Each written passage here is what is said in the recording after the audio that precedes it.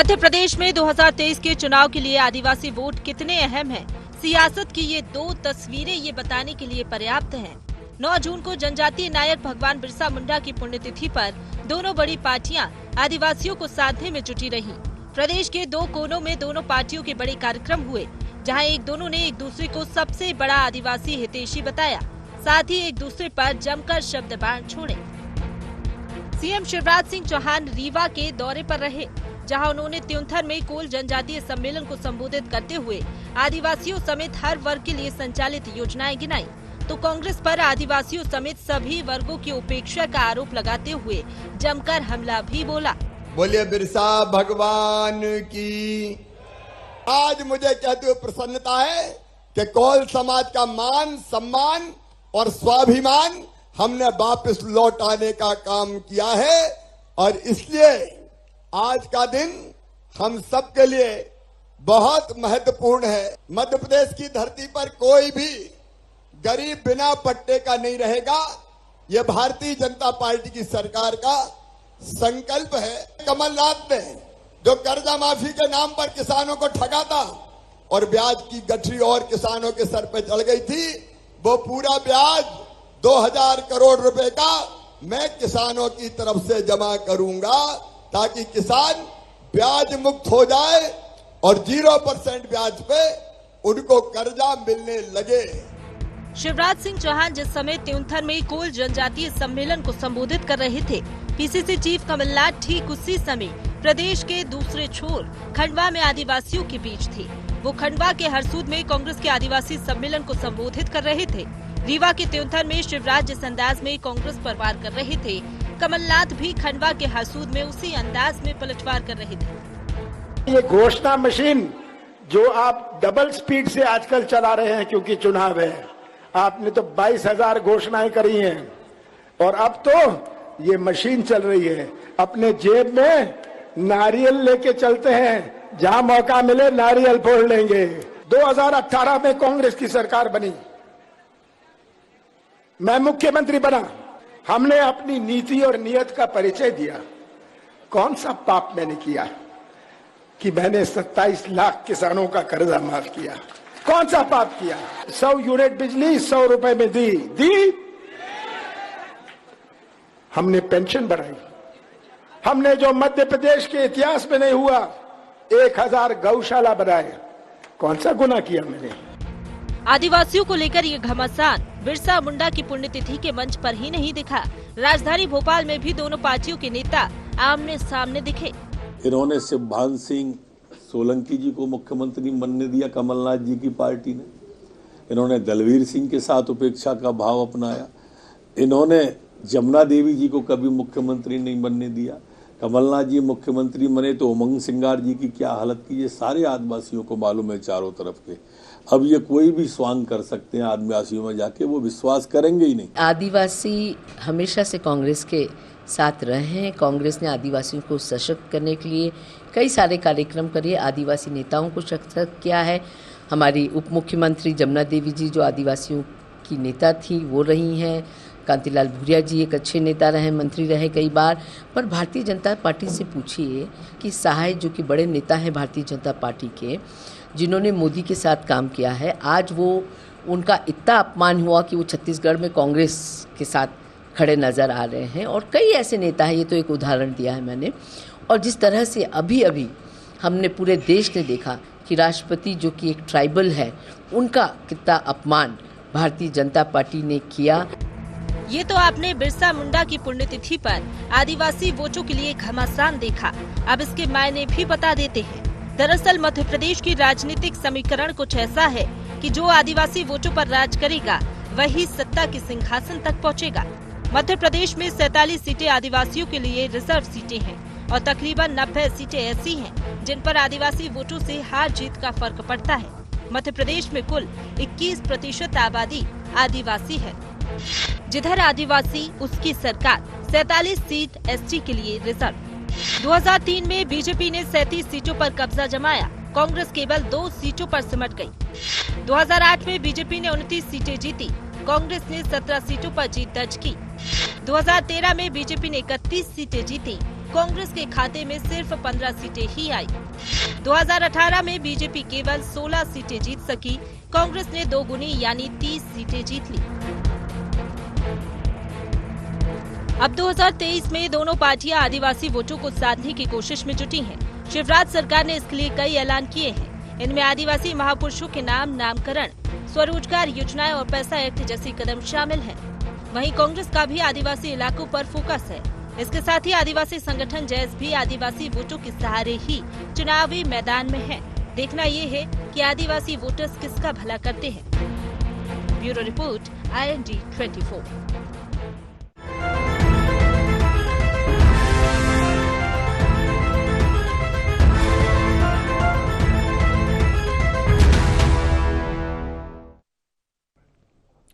नमस्कार, IND agenda mission tribal में आपका स्वागत है। मैं हूं आपके साथ नवीन पुरोहित। चर्चा को विस्तार देंगे, उसके पहले IND एजेंडा के मुख्य बिंदुओं की तरफ एक निगाह डालते हैं। मध्य प्रदेश में क्यों छिड़ी आदिवासी वोटों के लिए सियासी जंग? कांग्रेस और भारतीय जनता पार्टी दोनों ने मान लिया कि आदिवासियों के हाथ में है सत्ता की चाबी। आदिवासी नेताओं की उपेक्षा के आरोपों से भारतीय जनता पार्टी को कितना चुनावी फायदा? जयस के दखल के बाद कांग्रेस के पाले में क्या वापस आ पाएगा आदिवासियों का पारंपरिक वोट? नमस्कार, इन्हीं सवालों के साथ चर्चा में आप सबका पुनः स्वागत है। मध्य प्रदेश, छत्तीसगढ़ में अब चुनाव होने हैं, तो निश्चित रूप से चुनावी सरगर्मियां तेज हैं और इसमें सबसे ज़्यादा जो राजनीतिक पार्टियां हैं वो फोकस कर रही हैं दलों पर, वो कर रही हैं समाजों पर। कौन पिछड़ा वर्ग समाज से है, कौन आदिवासी समाज से है, कौन कुर्मी समाज से है, कौन किरार समाज से है, ब्राह्मण समाज से है, क्षत्रिय समाज से है। कुल मिलाकर जो हमारी सामाजिक व्यवस्था है वो जातियों और जातियों के अंदर जो समाज हैं उनके खांचों में बंटती हुई नज़र आ रही है। कुल मिलाकर जाति की राजनीति हावी है और अगर जातिगत दृष्टिकोण से देखा जाए तो पिछड़ा वर्ग और आदिवासी समुदाय मध्य प्रदेश में सरकार बनाने के लिए बहुत ही महत्वपूर्ण समाज हैं। इन दो समाजों का झुकाव, इन दो वर्गों का झुकाव जिस भी राजनीतिक दल की तरफ हो जाएगा उसकी सरकार बनना तय है। इसलिए दोनों ही दल, चाहे कांग्रेस हो चाहे भारतीय जनता पार्टी, वो पिछड़ा वर्ग और आदिवासी समाज को लेकर काफ़ी सक्रिय है, काफ़ी काम कर रहे हैं, काफ़ी उन पर केंद्रित हैं। आदिवासी समाज के महानायक भगवान बिरसा मुंडा जी की पुण्यतिथि पर आज दोनों दलों ने कोई कोर कसर नहीं छोड़ी यह बताने में, यह जतलाने में कि वह आदिवासियों के सच्चे हितैषी हैं। अब चूंकि जयस और अन्य तमाम संगठन भी सक्रिय हैं, तो देखना दिलचस्प रहेगा कि इस बार आदिवासी वोट बैंक किसकी तरफ जाता है। इसी मुद्दे पर करेंगे चर्चा। हमारे साथ चर्चा में शामिल हैं पंकज चतुर्वेदी जी, प्रवक्ता हैं मध्य प्रदेश भारतीय जनता पार्टी के। पवन पटेल जी, महासचिव मध्य प्रदेश कांग्रेस के हमारे साथ हैं। योगीराज योगेश जी, वरिष्ठ पत्रकार हमारे साथ हैं। आप समस्त महानुभावों का बहुत बहुत स्वागत। और सीधा सवाल, पंकज जी, आप तो अपने नाम के अनुरूप ही पार्टी में पहुंच गए हो। पंकज का एक मतलब तो कमल होता है, कमल। जी वही कहा, लेकिन ये जो है अब कमल स्क्वायर हो गया है। पंकज की तरफदारी कर रहे हैं, तो ये कमल जो है आदिवासी समुदाय में खिलेगा? देखिए नवीन जी, अभी आपकी पैकेज की रिपोर्ट में उल्लेख था हमारी देश की राष्ट्रपति महामहिम द्रौपदी मुर्मू जी का, जो जनजाति वर्ग की देश की पहली राष्ट्रपति है। और जब जनजाति वर्ग की द्रौपदी मुर्मू जी का राष्ट्रपति का चुनाव हो तो मध्य प्रदेश में कांग्रेस पार्टी ने जनजाति वर्ग की पहली महिला प्रत्याशी का खुलकर विरोध किया और मतदान करने के लिए जो कांग्रेस के लोगों थे उन्होंने जो कांग्रेस की पक्ष के प्रत्याशी थे राष्ट्रपति पक्ष के विरोध में, जनजाति वर्ग की महिला के विरोध में, उनके पक्ष में मतदान किया। फिर भी कांग्रेस के लगभग 19 जनजाति वर्ग के विधायकों ने मतदान किया द्रौपदी मुर्मू जी के पक्ष में और फिर कांग्रेस के नेताओं ने जनजातीय वर्ग के विधायकों को क्या क्या कहा ये नहीं पता, और सबको पता है कि किस प्रकार के शब्द बोल नहीं सकते यहाँ पर जो उनके लिए कहा गया।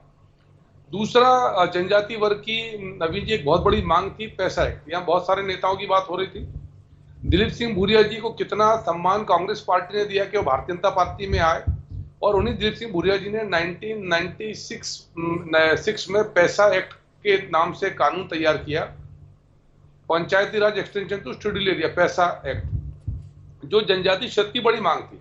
और उसके बाद 2003 तक मध्य प्रदेश में कांग्रेस पार्टी की बंटाधार दिग्विजय सिंह जी की सरकार थी, पर उस सरकार ने पैसा एक्ट के प्रावधान लागू नहीं किए। 2003 में बीजेपी की सरकार बनी तो पैसा एक्ट के 15 प्रावधान थे, उसमें से 11 प्रावधान बीजेपी सरकार ने क्रमशः लागू किए, और शेष बचे प्रावधान जिसमें ग्राम सभा की सशक्तता बड़ा विषय था, वो शिवराज जी की सरकार ने लागू किया। उस पैसा एक्ट में बहुत स्पष्ट प्रावधान है कि अब ग्राम सभा जनजातीय क्षेत्र की सशक्त है। मध्य प्रदेश के 89 जो हमारे जनजातीय ब्लॉक है, जनजातीय ब्लॉक में रोजगार देने के लिए वहां उनके लिए निःशुल्क अन्न वितरण का कार्यक्रम प्रारंभ किया। उस निःशुल्क अन्न वितरण को रोजगार से जोड़ा कि जनजातीय वर्ग के बंधु भगिनी के लिए वाहन की सुविधा होगी, सरकार ऋण की गारंटी देगी और ऋण का ब्याज भरेगी, ये उपलब्ध करा रहे हैं। जनजातीय वर्ग के विद्यार्थियों को विदेश में पढ़ना हो, मेडिकल पढ़ना हो, IIT IIM पढ़ना हो, IAS IPS पढ़ना हो, सारा खर्चा मामा शिवराज जी की सरकार देती है। सिकिल सेल एनीमिया एक बहुत बड़ा विषय है नवीन जी, पूरे जनजातीय वर्ग में बहुत बड़ा विषय है, वो उनकी पूरी अंश और वंश को नष्ट कर सकता है। उसको लेकर जितना काम मध्य प्रदेश की सरकार करी शायद किसी और सरकार ने नहीं किया। ये तमाम सारे के सारे जो विषय इस बात को दर्शाते हैं कि जनजातीय वर्ग भारतीय जनता पार्टी के लिए वोट बैंक नहीं जैसा कांग्रेस मानती है। और नरोत्तम मिश्रा जी ने ठीक कहा कि हमने देखा कि जमुना देवी जी से लेकर उमंग सिंगार जी तक क्या स्थिति थी, शिव भानु सिंह सोलंकी जी और बाद में उनके पुत्र सूरज भान जी की क्या स्थिति रही, ये सबने देखी कांग्रेस पार्टी में। तो मुझे लगता है कि बहुत सारे प्रमाण हैं जो इस बात को दर्शाते हैं कि हमारे लिए जनजातीय वर्ग, उनका मान सम्मान स्वाभिमान एक बड़ा विषय है, राजनीतिक विषय नहीं है। जनजातीय गौरव किसने इनको मना किया था कि रानी कमलापति के नाम पर ना रखें? और देश में पहली बार 15 नवंबर को भगवान बिरसा मुंडा जी की जन्म जयंती पर, आज उनकी पुण्यतिथि है, जन्म जयंती पर जनजातीय गौरव दिवस का कार्यक्रम हुआ नवीन जी, पूरे देश में अवकाश। ये किसको मनाते हैं? 9 अगस्त इंडिजिनस डे। और नवीन जी मजे की बात है कि वो संयुक्त राष्ट्र संघ का प्रस्ताव इंडिजिनस है, यानी मूल निवासी। हम बात कर रहे हैं ट्राइबल यानी जनजाति, और इनको तो भारतीय जनता पार्टी के जनजातीय शब्द पर आपत्ति है। ये कहते हैं साहब आप आदिवासी क्यों नहीं कहते? भाई साहब, बाबा साहब अम्बेडकर के संविधान ने लिखा है अनुसूचित जाति अनुसूचित जनजाति। तो यदि कांग्रेस वहां भी बाबा साहब का विरोध करती है, बाबा साहब जब जीवित थे तब चुनाव हरवाने के लिए नेहरू जी से लेकर पूरी कांग्रेस लगी रही, और बाबा साहब के जाने के बाद उनके संविधान में जनजाति वर्ग है, उससे कांग्रेस को आपत्ति। प्रतिक्रिया ले लेता, जनजाति क्यों बोलते हैं? प्रतिक्रिया ले लेते पवन जी। देखिए पंकज जी तो बड़ी पूरा शुरू से लेकर लास्ट तक सभी मुद्दों को समाहित कर दिया, चाहे बंटाधार हो चाहे कुछ हो, और हम जैसे बोलेंगे तो कहेंगे विषय से हट गए हैं। अब इनका हम ये बता रहे हैं कि पंकज जी बंटाधार क्यों थे, कि कई लोग ऐसे थे उस समय की बंटाधार थी सरकार, अब चले गए, अब बंटाधार नहीं होगी, अब सब सही हो जाएगा। अब ये बोल रहे हैं आज आदिवासी जी के बिरसा मुंडा जी की जयंती भारतीय जनता पार्टी कब मनाई? कभी नहीं मनाई। आज उनको जब वोट बैंक की बात आई तब मनाई। अब ये राष्ट्रपति बनाने की बात कर रहे हैं, उन राष्ट्रपति जी को क्यों नहीं बुलाया गया? इसका जवाब कोई भारतीय जनता पार्टी ने संसद भवन के उद्घाटन में जब विपक्ष किस लिए बाइकआउट कर रहा था, अगर विपक्ष का मान लेते इतने बड़े ऐसे थे तो क्यों नहीं बुलाया उन्होंने? उसका जवाब नहीं देंगे। आज जो आदिवासियों के ऊपर जुल्म हो रहा है, अनेकों ऐसे लोग गायब हैं जिनकी आज कोई सूचना नहीं है।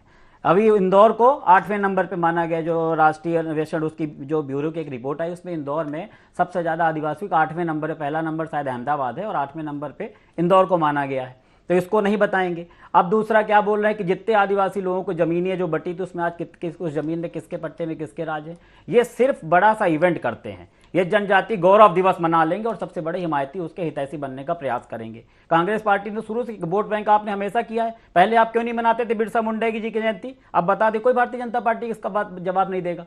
अब जब वो अवकाश रखे उस अवकाश को निरस्त कर दिया। भारतीय जनता पार्टी का काम है वोट बैंक के हिसाब से काम करना। आज उनका देख लीजिए, पहले की देख लीजिए और आज भारतीय जनता पार्टी का देख लीजिए कि पहले उन्होंने कितना आदिवासियों के लिए किया और कांग्रेस ने क्या किया, पूरा निकाल लीजिए अपने साथ आएगा। और ये बोलते हैं छत्तीसगढ़ में इनके बहुत बड़े आदिवासी नेता थे जो कांग्रेस में आ गए, उनके साथ बड़ा न्याय किया इन्होंने। ये अपनी नहीं देखते, सामने वाले को बोलते हैं अडवाणी जी का कितना सम्मान कर रहे सब देखेंगे। यहां कांग्रेस के नेताओं की चिंता भारतीय जनता पार्टी को बहुत ज्यादा हो जाती है, लेकिन जो भाजपा में है उन नेताओं की चिंता नहीं होती, उनका बात नहीं करेंगे उनके मान सम्मान की कितना रक्षा की आपने। इनकी अभी जो राज्यसभा सदस्य बनी थी उनके साथ क्या घटनाक्रम हुआ था सबको पता है कि उनके समान अंदर बस सब कुछ फेंक दिया गया था कि हटा दो इनको, यहां से नहीं करना है। ये सब चीजें, ये राजनीति जो वोट बैंक की राजनीति भारतीय जनता पार्टी करती है, कांग्रेस जो करती है, कांग्रेस हर वर्ग का बाबा साहब भीमराव अम्बेडकर के संविधान के हिसाब से काम करती है और उसी के हिसाब से काम कर रही है। तो आज क्या मना रहे हो आप बिरसा मुंडा जी की?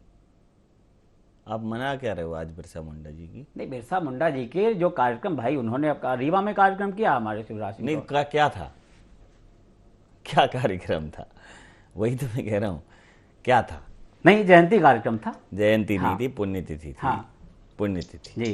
देखिए नवीन जी, यही स्थिति है कांग्रेस की जी। कि अभी मैंने 2 मिनट पहले कहा है कि 15 नवंबर को भगवान बिरसा मुंडा की जन्म जयंती पर आदिवासी जनजाति गौरव दिवस घोषित किया है। जी जी। भैया कह रहे हैं कि आज हम यही स्थिति कांग्रेस की नवीन जी। और ये राष्ट्रपति जी की बात कर रहे थे, मैं छत्तीसगढ़ बस मैं आ रहा हूँ, मैं आऊंगा आपके पास, जरा मैं सुन लूं जरा, एक मिनट में आ रहा हूँ, 1 मिनट में आ रहा हूँ आपके पास। योगी राज योगेश जी हैं। योगी राज जी, जिस प्रकार से हम 21वीं शताब्दी में, पहले तो जातियों की बात थी, अब जाति धर्म संप्रदाय सब पर केंद्रित हो गई हैं राजनीतिक पार्टियां।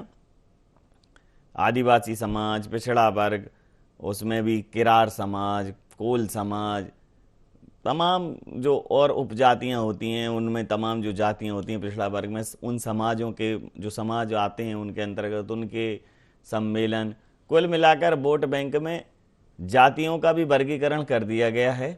जातियों में जो समाज शामिल होते हैं उनके सम्मेलन हो रहे हैं, उनके लिए घोषणाएं हो रही हैं। और कांग्रेस तो एक कॉन्सेप्ट लाई कि भाई जिसकी जितनी हिस्सेदारी उसको उतनी भागीदारी। तो अब तो फिर वो जातिगत ही होने वाली है राजनीति आगे आने वाले समय।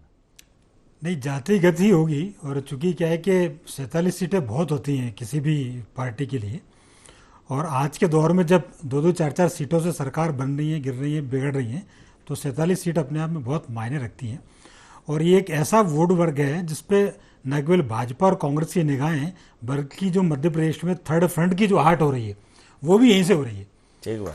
आप ये देखिए कि अभी जो 2-3 जो इवेंट्स हुए अभी हाल ही में 2-5 दिनों पे आप देखें, आप सारे लोगों का जो फोकस है, पहले थर्ड फ्रंट हमेशा होता था या तो मुसलमानों पर केंद्रित होता था, वो ज़्यादा से ज़्यादा युवा मध्य प्रदेश में, चूँकि ग्वालियर और इधर आसपास का एरिया बीएसपी का एरिया जाता है। अब ये जो थर्ड फ्रंट है वो सेंटर्ड हुआ है आदिवासियों पर। और आदिवासियों का जैसे जयस भी जो वोट बैंक थे, और आदिवासियों के जो बड़े लीडर थे वो सबके सब अब किसी पार्टी के साथ न जाकर एक अपना एक अलग मैसेज देने की कोशिश कर रहे हैं कि अब हमारा संगठन अलग है। जैसे जयस के हीरालाल अलावा, जयस उन्होंने संगठन बनाया लेकिन कांग्रेस में चले गए। एक और इनके नेता डॉक्टर आनंद राय, अब वो तो एक अलग ही भारतीय राष्ट्रीय समिति जिसका कोई लेना देना नहीं मध्य प्रदेश में, लेकिन वो समिति बनी तेलंगाना के बीआरएस चीफ मिनिस्टर के साथ। तो कुल मिला के कहने वाली बात है कि सब मिलके एक कोशिश ये है कि जो जिसको कि ये माना जाता है कि साहब ये उपेक्षित वर्ग रहा है या शोषित वर्ग रहा है, इसका यदि एक मजबूत फ्रंट बन जाता है तो ये डेफिनेटली दोनों पार्टियों को डैमेज करेगा और अपनी स्थिति मजबूत करके ये भी साबित करने की कोशिश करेगा कि अब हमारे बिना मध्य प्रदेश में काम चलने वाला नहीं है। यद्यपि एक बात यह जरूर है कि पिछले 1.5-2 सालों में भाजपा ने आदिवासियों को लेकर बहुत ज़बरदस्त काम किए। चाहे आप पैसा एक्ट की बात कर लें, चाहे ये बिरसा मुंडा जी की पुण्यतिथि जयंती तिथि पर भारी भरकम प्रोग्राम कर रहे हैं, रानी कमलापति के नाम से स्टेशन रखा और बहुत सारी प्रोग्राम उन्होंने चलाए। लेकिन अब देखने वाली बात ये हुई कि आदिवासियों में ये कितना पहुंचा, आदिवासी उसको कितना रिटर्न कर पा रहे हैं। तो ये बहुत मतलब चैलेंजिंग स्थिति भाजपा, कांग्रेस और आदिवासियों के लिए भी, कि आपके लिए इतने, मुझे तो नहीं लगता कि किसी प्रोग्राम के लिए इतने प्रोग्राम चलाए, किसी समाज के लिए इतने प्रोग्राम ऐसे चलाए गए कि पूरा का पूरा जल जंगल जमीन का अधिकार आपके पास दे दिया गया। कोई भी पटवारी आपसे पूछ के बिना पूछे आपसे ना वहाँ जमीन बेच सकता, ना कोई वहाँ खरीद सकता। ये कितना बड़ा अधिकार आदिवासियों को मिला। वहाँ के तालाबों को अधिकार आदिवासियों को, वहाँ मछली कौन मारेगा, कैसे मारेगा, ये आदिवासियों को। तो कुल मिला के देखा जाए तो बहुत अधिकार बीजेपी ने आदिवासियों को दिए हैं। इसके बावजूद यदि थर्ड फ्रंट मजबूत होता है और वो अलग जाता है तो फिर मुझे तो ये लगता है कि पता नहीं अब सरकार क्या करें, किसके लिए कैसा करें। तो ये तीनों के लिए बहुत महत्वपूर्ण बात होगी, बीजेपी, कांग्रेस और आदिवासियों। पंकज जी कुछ कहना चाह रहे थे। सर मैं ये उल्लेख कर रहा था, एक तो मैंने कांग्रेस के ज्ञान का उल्लेख किया ही जी, तो ये कितने इनकी आस्था भगवान बिरसा मुंडा में सबको दिखता है। जी। दूसरा मैं निवेदन कर रहा था कि इनके एक नेता हैं अधीर रंजन चौधरी, बहुत अधीर रहते हैं। उन्होंने हमारी राष्ट्रपति के लिए राष्ट्रपति शब्द का प्रयोग किया था। शर्म नहीं आती कांग्रेस को जनजाति वर्ग का अपमान करते हुए। उदाहरण देता हूं, छत्तीसगढ़ में विधानसभा भवन का उद्घाटन था। उद्घाटन करने के लिए राज्यपाल अनुसुईया उइके, जनजाति वर्ग की हमारी मध्य प्रदेश की नेता, छत्तीसगढ़ की अभी भी राज्यपाल हैं। छत्तीसगढ़ की कांग्रेस सरकार ने राज्यपाल से उद्घाटन नहीं कराया। उद्घाटन कराने आई मैडम सोनिया गांधी, कांग्रेस की मालिक, ये आज यहाँ बैठकर ज्ञान देने की बातें कर रही कांग्रेस पार्टी। और दूसरा जो योगेश जी ने कहा सर कि जल जंगल जमीन के बड़े अधिकार हैं। सर, हेरिटेज लिकर यानी जो हमारे जनजाति वर्ग के बंधु शराब बनाते हैं, उसकी एक नई प्रक्रिया सरकार ने प्रारंभ करी, क्योंकि उनको आबकारी कानून के तहत बाधा आती थी, अधिकार के साथ साथ सुरक्षा सर, कि उनको बाधा आती थी। मैंने पढ़ाई लिखाई के ढेर सारे बिंदुओं का उल्लेख किया। हम तो सर सिर्फ ये जानना चाहते हैं कि कांग्रेस को जनजाति वर्ग से क्या आपत्ति, पैसा एक्ट कांग्रेस की सरकारों ने क्यों लागू नहीं किया, नंबर एक। नंबर दो, जनजाति वर्ग बोलने में इनको क्यों समस्या आती है? बाबा साहब अम्बेडकर के संविधान में उल्लेखित शब्द है, क्या दिक्कत है? क्यों ये वो संयुक्त राष्ट्र संघ का जो इंडिजिनस डे है, मूल निवासी दिवस है, उसको कहते हैं आदिवासी दिवस है, उसका कोई लेना देना नहीं है। ना तो किसी जनजाति नायक का नवीन जी उस दिन जन्म जयंती, ना पुण्यतिथि, ना कोई और योगदान का दिवस, ना बलिदान दिवस, लेकिन ये कह नहीं था उसको बनाओ। वो संयुक्त राष्ट्र संघ का षड्यंत्र है देश के खिलाफ। हम जनजाति गौरव दिवस की बात करते हैं, भगवान बिरसा मुंडा ऐसा कोई बड़ा नाम, रानी दुर्गावती जी का विषय हो, शंकरचार्य रघुनाथ जी का विषय हो, भीमा नायक का विषय हो, टांटिया मामा का विषय हो, रानी कमलापति का विषय हो, ढेर सारे जनजाति नायक प्रतिमान है। आपको हबीब जो लुटेरा था उसके नाम पर आपने हबीबगंज बना के रखा था। आपने छिंदवाड़ा में जो विश्वविद्यालय बना, महाविद्यालय बनाया, कॉलेज खोला, उसका नाम अमित शाह जी आए तब नामकरण किया गया शंकरचार्य रघुनाथ शाह के नाम पे। आपको कष्ट था उसमें नामकरण करने में? किस आप कैसे अपने आपको आप आदिवासी या जनजाति वर्ग का हितैषी घोषित करते हैं? भारतीय जनता पार्टी ने तो सिलसिलेवार इतना गिना दिया है। नहीं, सिलसिलेवार गिना दिया, अभी 1-1.5 साल से जो किया है वो गिनाया है, उसके पहले कभी नहीं किया। और इसका कितना इंप्लीमेंट होगा ग्राउंड लेवल पे, ये आगे आने वाले समय में पता पड़ जाएगा। ये सिर्फ स्टेशन का नाम बदल के अपने वाहवाही पे ठोकना चाहते हैं। तो हम कहते हैं कि देश के महामहिम राष्ट्रपति जी से आपने उद्घाटन क्यों नहीं कराया, इसका जवाब दे दें। जब पूरा विपक्ष बोल रहा तब आपको करा लेना चाहिए, क्यों नहीं कराया आपने? आप ये सिर्फ ये चाहते हैं कि उस वर्ग के प्रतिनिधित्व दे दे और उसको अधिकार ना दे, क्यों नहीं बता? इसका जवाब तो नहीं देंगे क्यों नहीं कराया उनसे उद्घाटन। इसी तरह का रबर स्टैंप बनाना चाहते यहाँ पे जो इन्होंने बनाया, ऐसे ओबीसी की बात कर रहे थे। आप लोगों ने उनका विरोध किया राष्ट्रपति के चुनाव में, आपके अच्छा, तो इसलिए आपने उनसे उद्घाटन नहीं करवाया, इसलिए आपने उद्घाटन नहीं करवाया। आप उनका विरोध करो चुनाव में, आपका नेता उनको राष्ट्रपति के अगर अपमानित करे और यहाँ देखिए, चुनाव में विरोध करना अलग बात होती, बनने के बाद वो देश के राष्ट्रपति हो जाते हैं, महामहिम राष्ट्रपति हैं वो। क्यों नहीं कराया अनुसुईया जी से? वो भी तो जनजाति वर्ग की महिला। इसीलिए आपने नहीं कराया। यही तो भारतीय जनता पार्टी की परेशानी है कि हम एक प्रश्न करेंगे तो आप प्रश्न करेंगे, आप उत्तर दे दीजिए ना। 2014 के बाद तो आपने देश को आजाद करा दिया, आपने सब कुछ कर दिया, तो अब आप जवाब दे दो ना। आप प्रश्न का उत्तर दो ना। क्यों उद्घाटन करवाया बताइए आपने? क्यों विरोध किया आपने? पहली महिला वही नहीं, इसलिए मैंने विरोध किया, इसलिए आपने उद्घाटन नहीं कराया। कंफर्म हो गया ना कि हमने विरोध किया, इसलिए आपने उद्घाटन नहीं कराया। और आपके जिन विधायकों ने मतपेश के 19 विधायकों ने समर्थन किया। वही आप रट्टा रटाएंगे, आप बताइए क्यों नहीं उद्घाटन कराया? जब पूरा विपक्ष चाह रहा था तो आपको उद्घाटन कराना चाहिए। आप क्या करोगे? क्यों नहीं कराया आपने? सरकार आपको पिछली बार फेवर किया आदिवासी समाज ने, जनजाति समाज ने, अब क्या करोगे आप?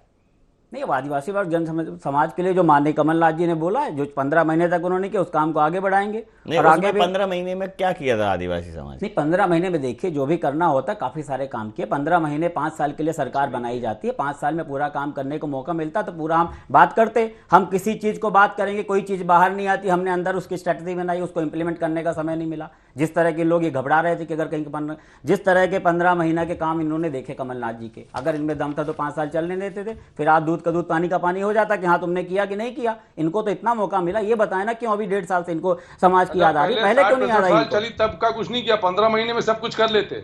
15 महीने मैंने 5 साल में कर लेते। बाबा साहब भीमराव अम्बेडकर के संविधान की बात करें तो उसमें अगर आस्था रखते, उसको मानते होते, आप तानाशाही के संविधान से आप सरकार चलाते हो, आप देश चलाते हो तानाशाही के संविधान से। आप बाबा साहब भीमराव अम्बेडकर के संविधान में अगर आपको विश्वास होता और दम होता तो 5 साल काम कर लेने देते कमलनाथ। क्यों घबरा गए आपकी 5 साल अगर काम कर लेंगे तो आपके पेट 7 साल की छुट्टी हो जाएगी। राष्ट्रपति को राष्ट्रपति कहता आपका नेता, और वही बार बार रिपीट करो पंकज जी, आप इतने सीरियस क्या वही बार बार रिपीट कर? आप बताओ ना कि क्यों नहीं उद्घाटन करवाया आपने?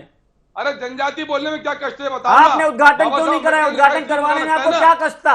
जब महामहिम राष्ट्रपति, उनका हक बनता है उनसे उद्घाटन कराना चाहिए। चलिए, अंतिम प्रतिक्रिया के साथ चर्चा समाप्त करूंगा। अंतिम प्रतिक्रिया के साथ चर्चा समाप्त करूंगा। कुल मिलाकर जैसा आपने कहा है योगी राज जी के, भारतीय जनता पार्टी ने जितना संयोग बनाना है वो बना दिया है। पेशा एक्ट के तहत जितने भी प्रावधान जो अधिकार जन जंगल जमीन के मिले हैं आदिवासी समाज को, अब निश्चित रूप से आदिवासी समाज का जो नेतृत्व कर रहे हैं उनके पाले में गेंद है। उन्हें ये समझना पड़ेगा कि उन्हें किस दल के साथ जाना है।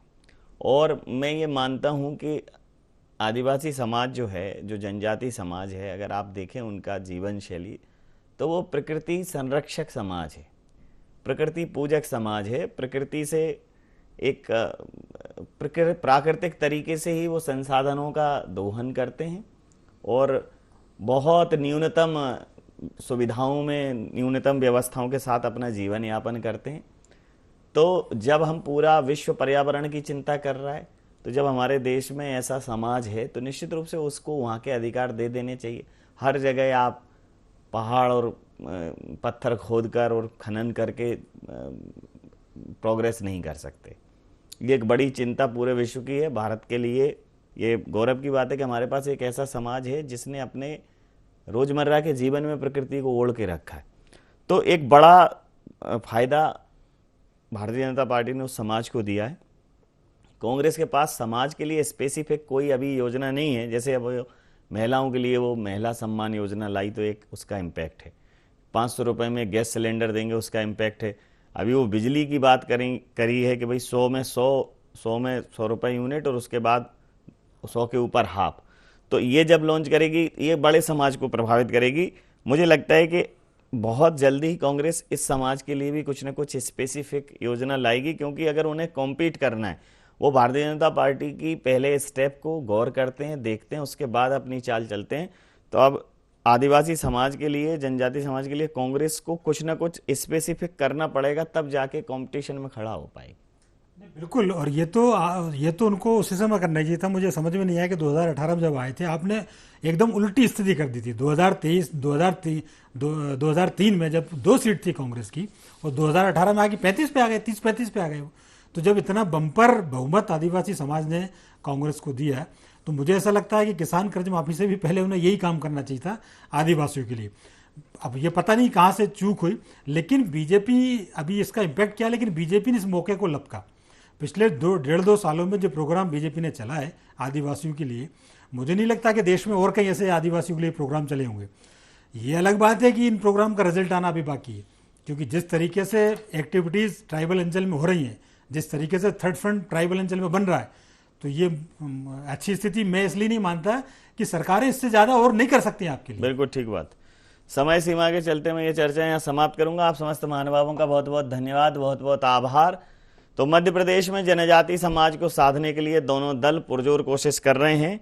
जन, जंगल, जानवर, जमीन और जल को धारण करने वाला समाज राजनीति में अब निर्णयकर्ता या निर्णायक भी बनेगा। देखना दिलचस्प होगा कि जनजाति समाज का रुख किस राजनीतिक दल की ओर रहता है। IND एजेंडा में इतना ही। आप बने रहिए IND 24 के साथ और देखते रहिए IND 24।